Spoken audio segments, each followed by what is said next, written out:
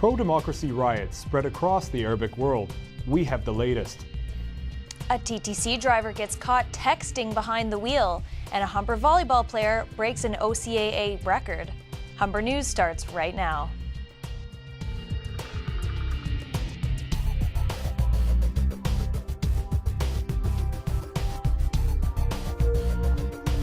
Hello, it's Friday, January 28th. Welcome to Humber News, coming at you from the Broadcast Center here at the North Campus. I'm Patrick Fowler. Thank you for joining us. And I'm Steph Springer. Ahead on our show, we'll have all your news, sports, and entertainment highlights, as well as your 5-day weather forecast. But first, Patrick Fowler has our top story. The uprising in Egypt may have a direct effect on students here at Humber. The country has blocked all internet and cell phone services and has imposed a curfew in major cities. Matthew Keefe is the International Student Advisor at the school. Some students may be concerned about contacting family in Egypt, but he says the school will help. So we would offer any support we can, including sending them maybe to the counseling centers if it's bad. If they need to go back home for whatever reason, we can also help with their study permits, work permits, that kind of stuff, just to make sure that everything's good to go for them. A rally has been organized at Dundas Square tomorrow for those who support the uprising in Egypt. In Egypt today, flames are filling the sky as rioting continues in an effort to bring democracy to the country. The government has ordered the army to curb demonstrators as they storm government buildings and set vehicles ablaze. This was the scene in Cairo earlier this week as thousands of Egyptians took to the streets to protest the lengthy regime of President Hosni Mubarak.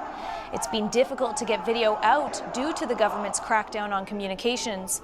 Demonstrators are raging about the country's government, police brutality, unemployment, corruption, and poor living conditions. Tensions have only increased day by day as a key Mubarak opponent has been placed under house arrest this evening. These events have been spurred on by recent democratic riots in Tunisia, which brought about the removal of that country's government. Similar protests with similar goals have been occurring in Yemen, Lebanon, and Jordan, putting Arab governments throughout the region on edge. Back at home, the TTC is finding itself in hot water once again. A driver was caught texting late Wednesday afternoon by a rider's cell phone camera. The photo came to light after it was published in the Toronto Sun's Thursday evening edition. This comes after warnings by the TTC to its employees to be on extra alert. Our reporter Jane Sponigal spoke with Humber students to get their reaction. Here at Humber College, many students rely on TTC buses to get to and from campus every day. So the Transit Commission's latest controversy involving a driver texting can hit close to home. Students who take the bus have differing opinions about the texting driver. I don't really care, as long as he doesn't crash, so I feel pretty safe. It's a little scary knowing that the people that we entrust, to take us from point A to point B are texting while driving, especially at 50 kilometers an hour or whatever that he's going. Ontario's driving laws have banned texting since October 2009. Fines start at $155. However, drivers can use a Bluetooth device, and this law also applies to watching DVDs and fiddling with MP3 players. Well, many students here at Humber may not be happy with the TTC driver caught texting. Many are unclear of what punishment he should face, if any. Jane Sponigal, Humber News.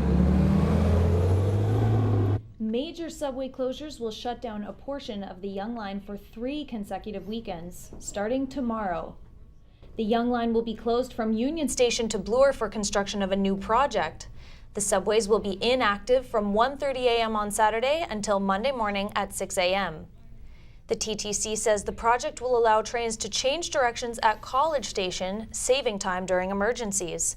The TTC will operate shuttle buses along Yonge during the closures. Ryerson University's campus radio station has had its license to broadcast revoked this morning by the CRTC. Citing a lack of quality control and several regulatory violations, the Commission says it wasn't convinced the station could continue to operate properly. The station has been under investigation for over a year, with a number of complaints about the station's programming. The CRTC says the station did not fulfill license requirements, such as providing on-air tapes and program logs. When we come back, we'll have more news from around the country and the world. UA's Motala will have your sports news, and we'll have your weather forecast with Kristen Samperis.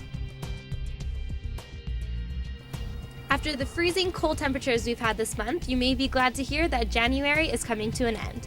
We'll let you know how February will kick off next in our 5-day weather forecast.